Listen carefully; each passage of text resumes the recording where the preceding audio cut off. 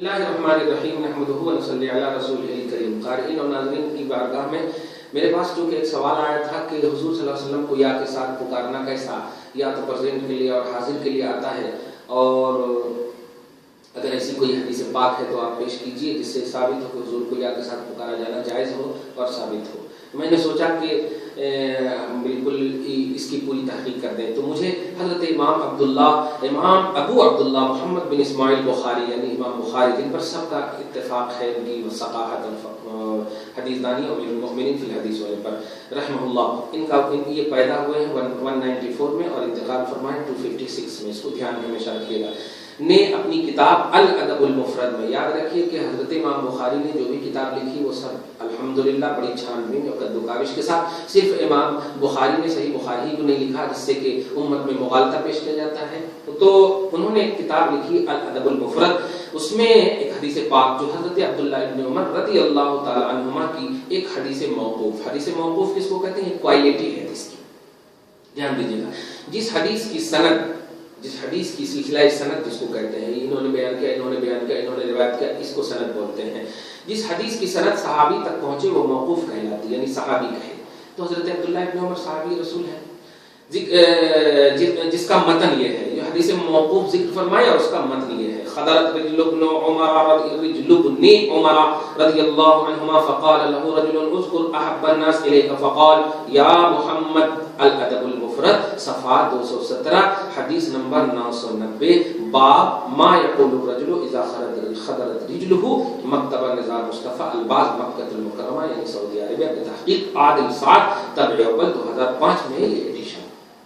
ترجمہ: حضرت ابن عمر رضی اللہ عنہما کا پیر سن ہو گیا تو ان سے ایک شخص نے کہا، آپ جس آدمی سے سب سے زیادہ محبت کرتے ہیں اس کا نام لیجیے، اس کا نام پکاریے، اس کو یاد کیجیے۔ تو حضرت ابن عمر رضی اللہ عنہما نے کہا یا محمد صلی اللہ علیہ وسلم۔ حدیث مذکور کو اہل سنت والجماعت ہم لوگ اپنے اس موقف کی دلیل کے طور پر پیش کرتے ہیں کہ وقت مصیبت حضور صلی اللہ علیہ وسلم کو لفظ یا سے یاد کرنا جائز بلکہ سنت صحابہ ہے۔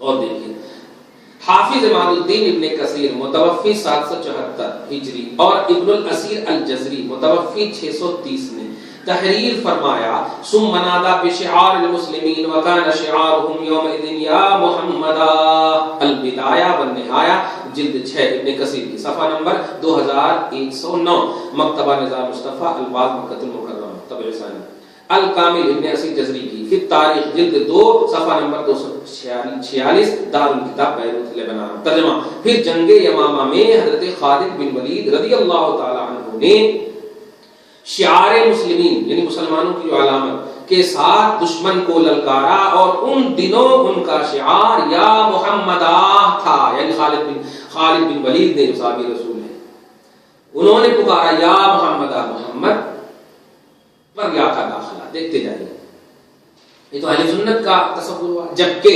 وہابی اہل حدیث سلفی نقطۂ نظر کے مطابق حضور صلی اللہ علیہ وسلم کو خصوصاً مثلا یا رسول اللہ، یا حبیب اللہ وغیرہ، اور دیگر اولیاء اللہ کو عموماً مثلا یا علی، یا غوث اعظم، یا خواجہ غریب نواز وغیرہ کہنا بدعت بلکہ شرک ہے، یہ ان کا نقطۂ نظر ہمارا۔ اسی لیے الادب المفرد کے بعض نسخوں سے وہابی علماء نے لفظ یا کو نکال دیا۔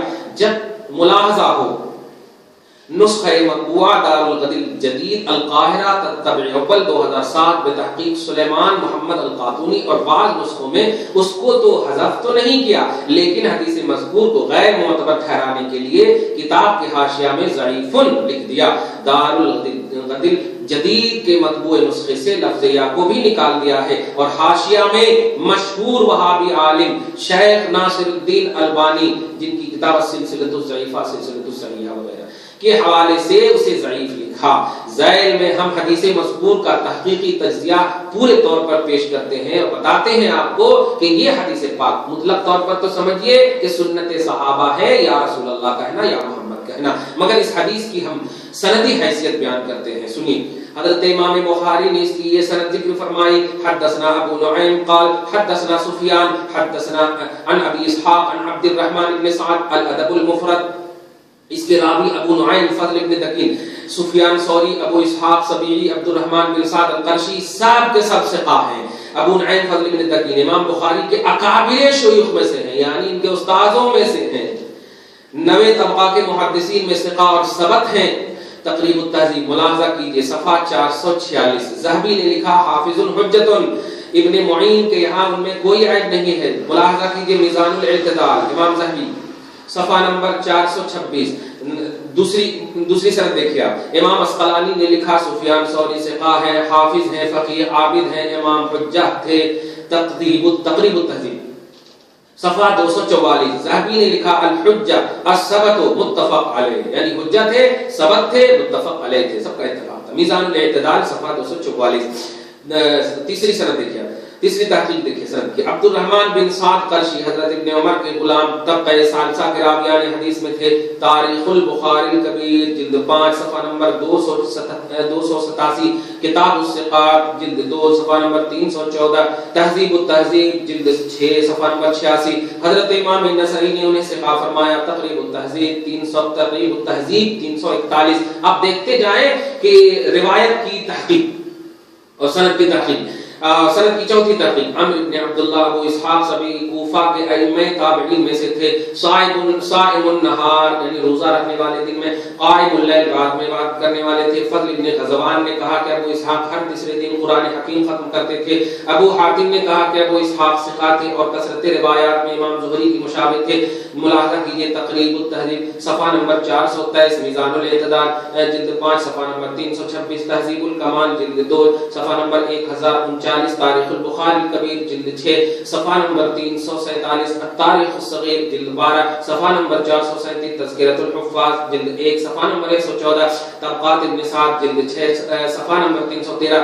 ناقدین علم حدیث اور علماء اسماء الرجال نے الادب المفرد کی حدیث مذکور کے کسی راوی کو ضعیف نہیں لکھا، بلکہ انہیں حافظ الحدیث، حجت فی الحدیث، ثقہ، قابل اعتماد، ثبت، قوی، عابد، امام، متفق علیہ کہا، باوجود اس کے علماء اہل حدیث وہابیہ اسے ضعیف اور ناقابل اعتبار ٹھہراتے ہیں۔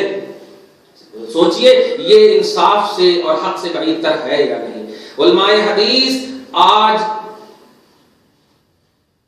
کتنی اسلاف کی حدیث کی کتابیں ہیں جن میں تحقیق اور تعلیق اور تخریج کے نام پر کہیں تحریفات کر رہے ہیں، چینجنگ، اور کہیں تلبیسات، اشتباہ پیدا کر رہے ہیں، حق کو باطل سے مخلوط اور ملتبس کر رہے ہیں۔ اب تک کی تحقیق، میری تحقیق کے مطابق معلوم ہوا ہے کہ تقریباً 20 کتب اسلاف میں وہابیوں نے تحریفات کر ڈالی ہیں، اور ہنوز یہ سلسلہ جاری ہے، جو علماء اہل سنت کے لیے ایک بہت بڑا لمحہ فکریہ۔ مثلا ملاحظہ کیجئے امام حاکم کی کتاب المستدرک اور تفسیر کبیر وغیرہ موجودہ سعودی ایڈیشنز۔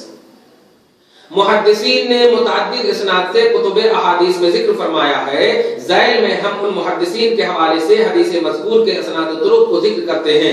ابو اسحاق سبیعی سے یہ حدیث 3 طرق سے مروی ہے، الادب المفرد کی حدیث۔ پہلا طریقہ، یعنی طریق بولتے ہیں، طریق کی جمع ہے سند کو، سفیان ثوری عن ابی اسحاق عن عبد الرحمن بن سعد الادب المفرد، جو حوالہ پیش کیا گیا۔ دوسرا طریقہ زہیر بن معاویہ عن ابی اسحاق عن عبد الرحمن بن سعد مسند علی بن جود صفحہ نمبر 369، حدیث نمبر 2539، بیروت لبنان کا نسخہ۔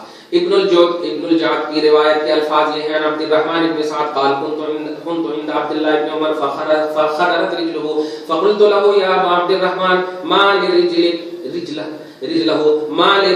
قال اجتمعتها من هنا قلت ادعو احب الناس اليك قال يا محمد فانبسطت۔ یعنی حضرت عبد الرحمن بن سعد کا بیان ہے کہ میں عبداللہ بن عمر رضی اللہ عنہ کے پاس تھا، ان کا پیر سن ہو گیا تو میں نے کہا ابو عبد الرحمن، عبداللہ بن عمر، آپ کے پیر میں کیا ہوا؟ انہوں نے کہا یہاں سے ان کی نس سکڑ گئی ہے، اشارہ کر کے کہا۔ میں نے کہا آپ کے نزدیک جو شخص سب سے زیادہ محبوب ہے اسے پکاریے، تو انہوں نے یا محمد کہا تو ان کا پیر پھیل گیا۔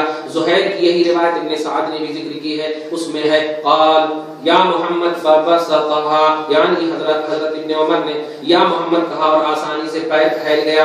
तबकात इब्न साद जिल्द 4 सफ़ा नंबर 156, बैरूत का नुस्खा। इब्राहिम अल-हरबी ने ज़ुहैर की रिवायत जिक्र की तो उसमें भी है क़ाल या मोहम्मद फबसतहा।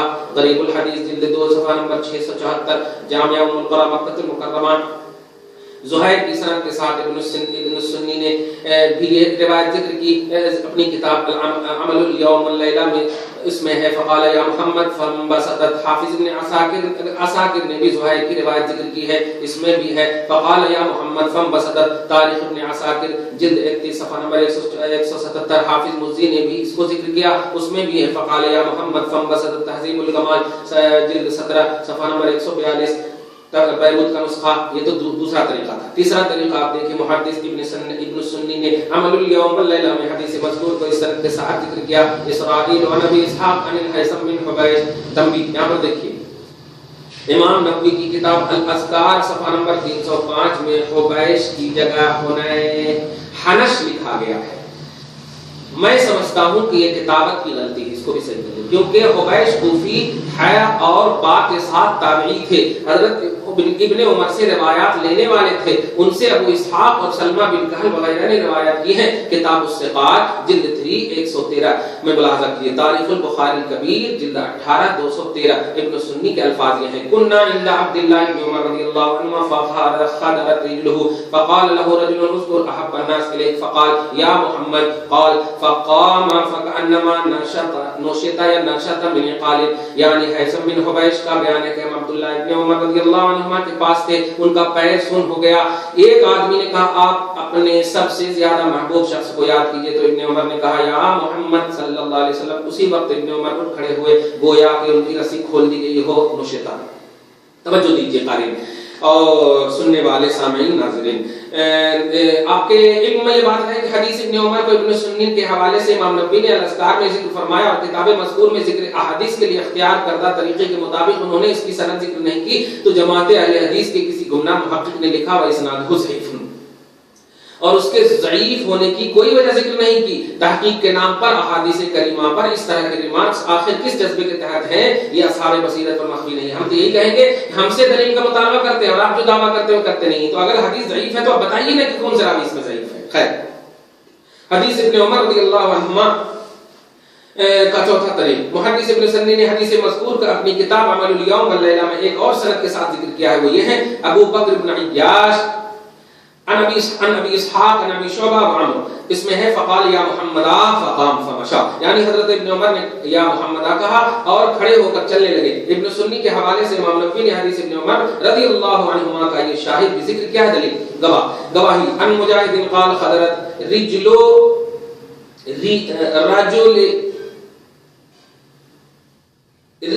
रजुलिन इंद इब्न अब्बास। देखिए रिजलो रजुलिन इंद इब्न अब्बास फ़क़ाल इब्न अब्बास रज़ियल्लाहु अन्हु उज़कुर अहब्बन नास इलैहि फ़क़ाल मुहम्मद फ़ज़हब ख़दरुहु। अल-अज़कार सफ़ा नंबर 305। हज़रत मुजाहिद से मनक़ूल है, उन्होंने कहा हज़रत अब्दुल्लाह इब्न अब्बास रज़ियल्लाहु अन्हुमा के पास किसी आदमी का पैर सुन हो गया, तो हज़रत इब्न अब्बास ने उनसे कहा तुमको सबसे ज्यादा जिस शख्स से मोहब्बत है उसको याद करो, तो उसने कहा मोहम्मद सल्लल्लाहु अलैहि वसल्लम, तो उसके पैर की बेहिसी दूर हो गई।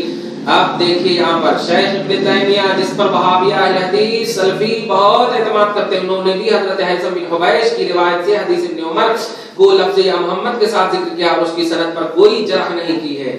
देखिए अल कलिमुत तय्यिब उनकी किताब जिल्द 1 सफ़ा नंबर 172 173, हदीस नंबर 234, अल मक्तबल इस्लामी बैरूत। हज़रत इब्न अब्बास रज़ियल्लाहु अन्हु की रिवायत को भी शेख इब्न तैमिया ने जिक्र किया और उस पर कुछ इनकार नहीं किया। शेख इब्न तैमिया के शागिर्द इब्नुल क़य्यिम अल-जौज़िया ने हदीस इब्न उमर को जिक्र किया है, लेकिन उनकी किताब में लफ्ज़ या के साथ ये रिवायत मज़कूर नहीं है, मौजूद नहीं है।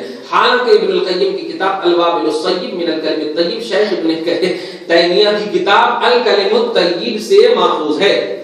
ये कैसे शागिर्दियत है, उस्ताद या के साथ पेश करें और शागिर्द जो है या को हज़फ कर दें, देखते चले जाएं।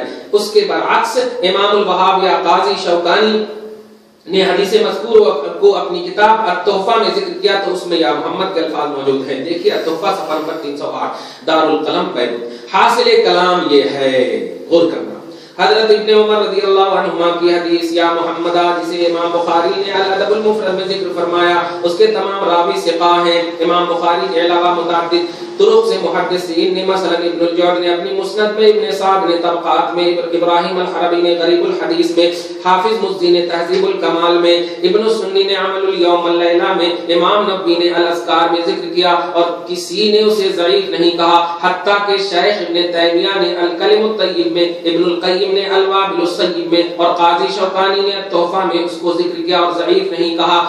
جب حدیث ابن عمر رضی اللہ عنہما کے تمام راوی ثقہ ہیں، اس کی تخریج میں امام بخاری تنہا بھی نہیں ہے بلکہ کئی محدثین نے اس کی تخریج کی ہے، اس کے چند متابعات اور شواہد بھی موجود ہیں، تو اس کے صحیح ہونے میں اب کیسا کلام؟ باوجود اس کے ماضی قریب کے ایک اہل حدیث عالم شیخ ناصر الدین البانی نے اپنی عادت کے مطابق ضعیف کہا اور ان کے پیروکار علماء اہل حدیث اسے بے دھڑک ضعیف کہہ رہے ہیں۔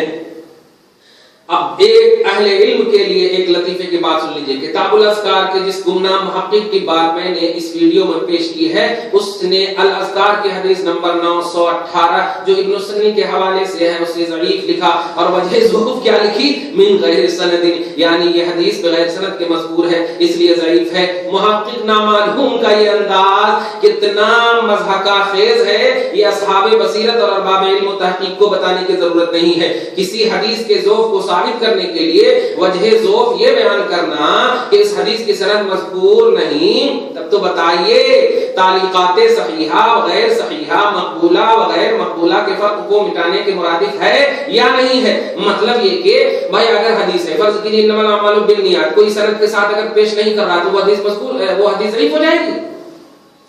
ارے کوئی حدیث ایسی فیمس ہوتی ہے، ایسی مشہور ہوتی ہے کہ اس کی سند کی ذکر کی ضرورت نہیں پڑتی۔ امام بخاری کا اپنی کتاب میں لانا یہ خود بہت بڑی سند ہے، یہ اہل حدیث کو بھی اس بات کا اعتراف ہے، مگر نہیں، اہل سنت والجماعت جو عقیدہ باندھیں گے رکھیں گے، بس اس کے خلاف کسی بھی طرح سے کہیں سے بھی ضعیف سے ضعیف بات بھی لا کر کے اس کو ردی کی ٹوکری میں لانے کی کوشش کریں گے۔